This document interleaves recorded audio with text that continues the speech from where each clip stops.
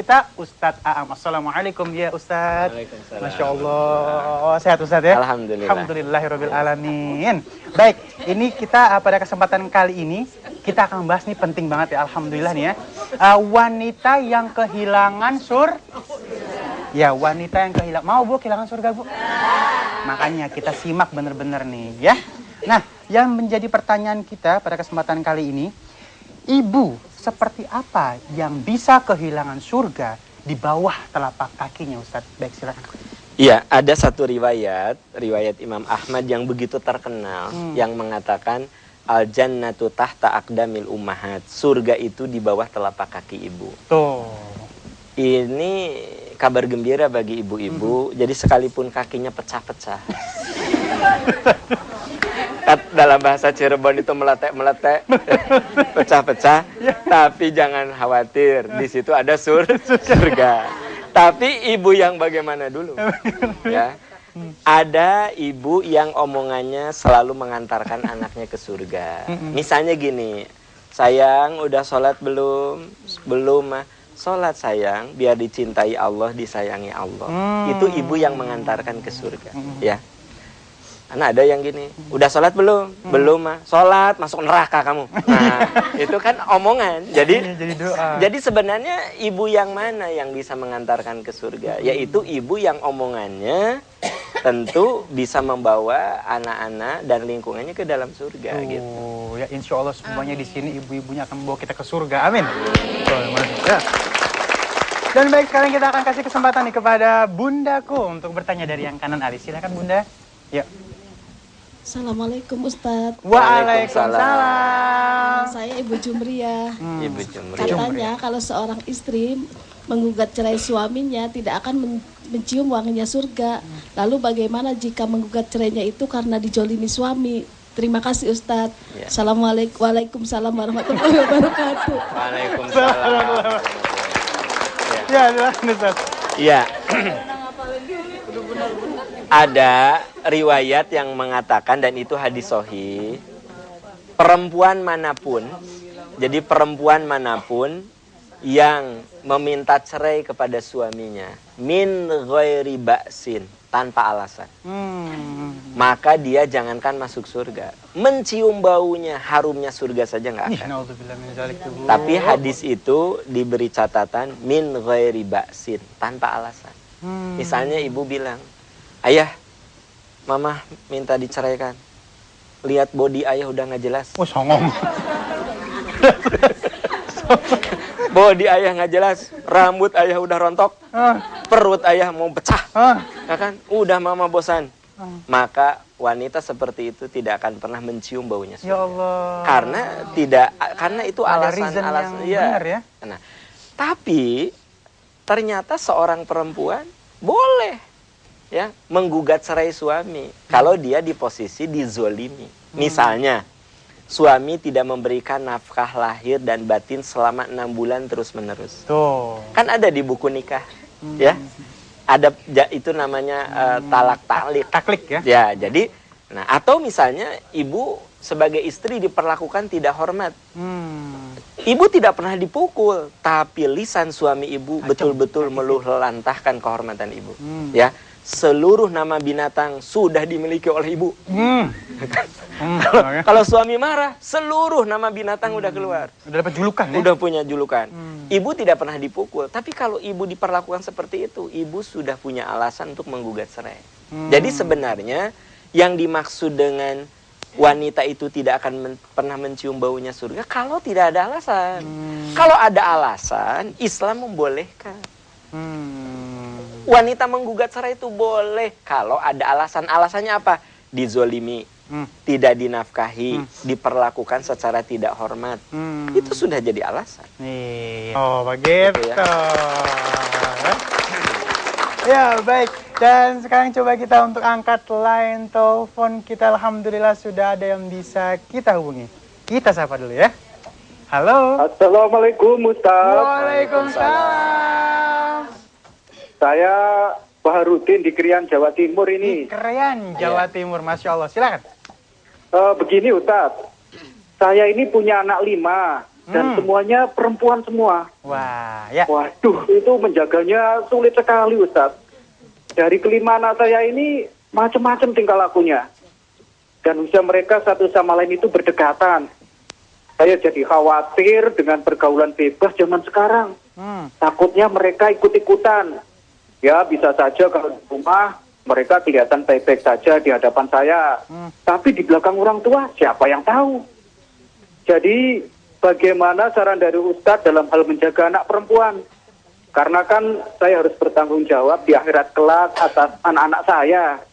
Terima kasih Ustadz. Assalamualaikum. Waalaikumsalam warahmatullahi wabarakatuh. Baik, silakan Ustadz. Iya, sebenarnya anak perempuan, anak laki-laki statusnya di hadapan Allah sama, itu amanah. Nah, hanya memang diakui punya anak perempuan mungkin lebih khawatir, gitu kan? Penjagaannya lebih ya? Lebih, gitu. Begini, untuk era sekarang, anak-anak sekarang itu yang dibutuhkan oleh mereka adalah komunikasi yang baik antara orang tua dan anak. Jadi sekarang ini adalah saat dimana komunikasi kita harus dibuka. Nah, problemnya kita seringkali membuka komunikasi itu kalau anak udah gede. Padahal sebenarnya harus dari kecil.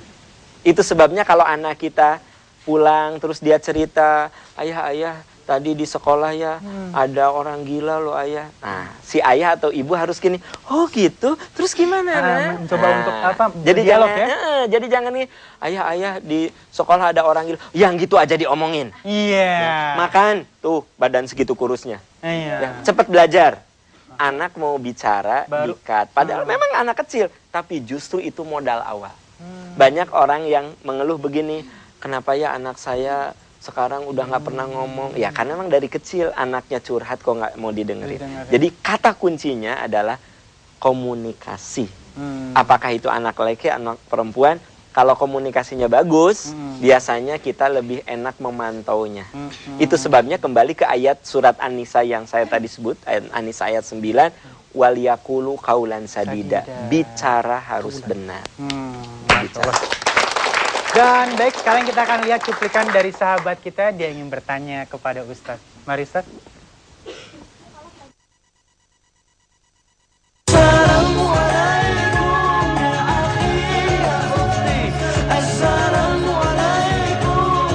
Assalamualaikum Ustadz, saya Junda. Mau nanya nih Ustadz, katanya sebagian besar penghuni neraka adalah wanita. Kenapa bisa begitu ya Ustadz? Lalu apa aja nih amalan yang bisa membuat wanita untuk bisa masuk surga? Itu aja Pak Ustadz. Terima kasih. Wassalamualaikum warahmatullahi wabarakatuh.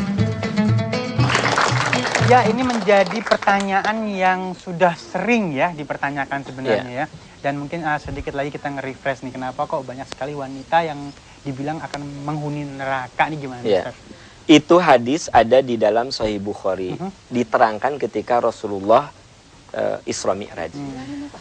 Kenapa banyak penghuni neraka itu kebanyakan wanita? Satu, karena memang menurut sejumlah hadis penduduk bumi ini lebih banyak wanita. Gitu. Itu yang pertama. Yang kedua yakfurnal asyiro, ya. Yang kedua adalah karena mereka suka mengkufuri kebaikan suami. Apa yang dimaksud dengan mengkufuri kebaikan suami? Kata Rasul, kalau kamu berbuat kebajikan selama 10 tahun, satu kali saja kamu menemukan suamimu itu berbuat salah, maka kamu menafikan seluruh kebaikan-kebaikan itu. Jadi kalau misalnya suami ibu sudah berbuat baik ya selama 10 tahun gitu, satu kali dia berbuat salah gitu, lalu ibu katakan, selama 10 tahun aku berumah tangga dengan kamu, kamu tidak pernah berbuat baik sama saya. Nah, lu parah gara-gara sekali ya. Nah, jadi satu kali kesalahan, lalu seolah-olah itu sekian lama dia. Itu yang kata Nabi, yakfurnal asyiro, mengkufuri kebaikan suami. Makanya Bu, hati-hati kalau suami ibu melakukan kesalahan dilokalisir saja. Ya, kan biasanya suka mengatakan, "Oh, jadi selama 10 tahun kamu sudah membohongi saya." Padahal baru kali itu, sekali ya, gitu. Ya. Yuk kita tepuk tangan. Belum kita ini udah alhamdulillah ini sudah ada telepon masuk ya? Sudah ada telepon masuk. Langsung aja coba kita sapa lagi nih. Alhamdulillahnya. Halo. Assalamualaikum Ustaz. Waalaikumsalam. Silakan, Bang.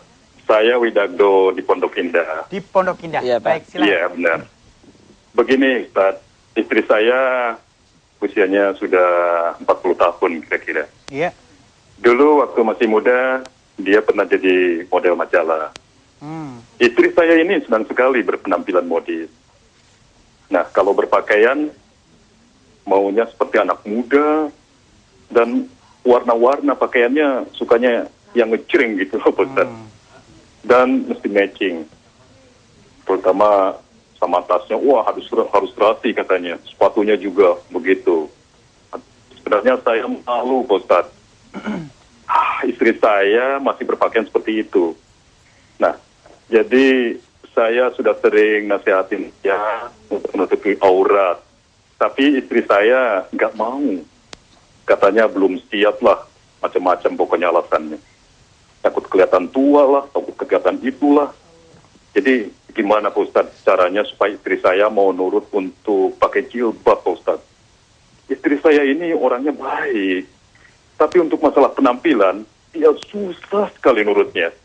Nah, gitu aja Ustadz. Mohon solusinya dari Ustadz. Terima kasih. Wassalamualaikum warahmatullahi wabarakatuh. Waalaikumsalam warahmatullahi wabarakatuh. Aku setuju sekali, memang kadang-kadang nih, aku juga punya teman yang seperti itu. Dia bilang, baju ini buat dia wajar, gitu ya kadang-kadang ya. Dengan rok pendek, dengan tank top. Dia bilang, it's okay gitu, nggak masalah, ini wajar. Dan dia tidak merasa dia membuka aurat gitu. Nah ini kalau misalnya sudah sampai ke umur 40, ini memang kan udah siklusnya udah bahaya ya kalau misalnya berkelanjutan. Nah, ini gimana nih tiba-tiba kan nggak bisa juga kita bilang kamu harus pakai jilbab, nggak mungkin juga. Cara yang lebih baik ini gimana Ustaz? Iya, pertama kita harus yakin bahwa tugas kita itu menyampaikan. Sampai ini urusan dia berubah atau tidak itu bukan wilayah kita. Innaka la tahdi man ahbabta. Kamu tidak bisa memberikan hidayah orang-orang yang kamu cintai. Ya Allah. Walakin Allah yahdi may yasha. Allah yang akan memberikan hidayah. Makanya tugas kita, tugas Bapak sebagai suami tadi menyampaikan gitu. Bahwa dia belum berubah juga ya sampaikan lagi, doakan gitu. Tapi sebenarnya dari penampilan istri Bapak yang tadi bertanya itu ada baiknya ibu-ibu, ada yang harus dicontoh. Jadi ternyata kata Rasul ciri wanita solehah itu selain taat, ya kan ciri wanita solehah itu kata Rasul kalau kamu menyuruh yang benar taat. Kalau kamu menitipkan atau meninggalkan harta dan anak mereka jaga, ya. Nah ini untuk ibu-ibu. Ada yang suka dilupakan. In ra'aitaha sarotka, kalau kamu mandang menarik. Jadi ibu jangan lupa ya bahwa berpenampilan menarik itu bagian dari ciri wanita solehah. Tuh. Jadi jangan sampai di rumah itu selalu pakai baju daster warna kuning gambar stroberi. Sebelah sininya robek. Kancing copot 2. Iya. Kan gitu. Gitu ya. Suami pergi ke kantor, ibu masih pakai baju daster warna kuning gambar stroberi. Suami pulang dari kantor masih baju daster. Iya, masih yang tadi pagi. Tapi sudah berubah. Udah berubah. Warna putih gambar apel. Iya. Di sini pakai tempel koyo. Iya. Di sini ada tulisan no way. Iya. Jadi gini, di satu sisi ya, tadi Bapak itu kan istrinya modis banget. Cuma masalah di pakaian aja. Sebenarnya modisnya jangan dibuang, tapi disimpan di rumah. Maksudnya lakukan itu di depan suami gitu. Iya. Jadi ibu-ibu yang sudah menutup aurat, kalau di depan suami harus terlihat cantik. Agak liar dikit boleh gitu ya. Di depan suami kan nggak masalah gitu ya. Nah jadi menurut saya dari cerita tadi sisi baiknya adalah menjaga keindahan di depan suami. Sisi yang harus diperbaikinya bagaimana kalau bertemu orang tinggal ditutup auratnya karena itu hak suaminya bukan milik orang lain gitu. Iya, baik. Dan sekarang kita kasih kesempatan lagi kepada Bundaku untuk bertanya yang mere-mere. Silakan Neng. Assalamualaikum Ustaz. Waalaikumsalam. Nama saya Ibu Yanti. Ya, Bu Yanti. Begini Ustaz, bila ada perempuan memilih taat beribadah, tapi dia tidak mau menikah, apakah masih ada peluang masuk surga? Terima kasih Ustadz. Wassalamualaikum warahmatullahi wabarakatuh. Waalaikumsalam warahmatullahi Waalaikumsalam. wabarakatuh. Ibadahnya taat, tapi nggak mau nih Nikah, waduh, sayang banget Iya. ya. Ya. Ada dua kemungkinan Ibu, menurut saya. Pertama, ada orang yang tidak menikah bukan nggak mau, Oh, tapi belum ketemu jodoh. belum klik lagi. Belum klik ya gitu. Selalu ada. Dia suka itu nggak suka Belum dapat. ya. Lebih sering si perempuannya suka, laki-lakinya selalu nggak suka sama dia gitu kan. Atau sebaliknya Iya. gitu. Jadi bagi wanita yang dia itu ingin punya jodoh, ingin punya suami, tapi kalau belum diberi ya tentu tidak berdosa seperti itu. Tidak berdosa. Yang berdosa apabila saya nggak mau nikah. Nah, udah ada niat seperti itu ya. Karena saya yakin suami hanya mengganggu ibadah saya kepada Allah. Itu yang salah. Nah, itu yang harus diluruskan.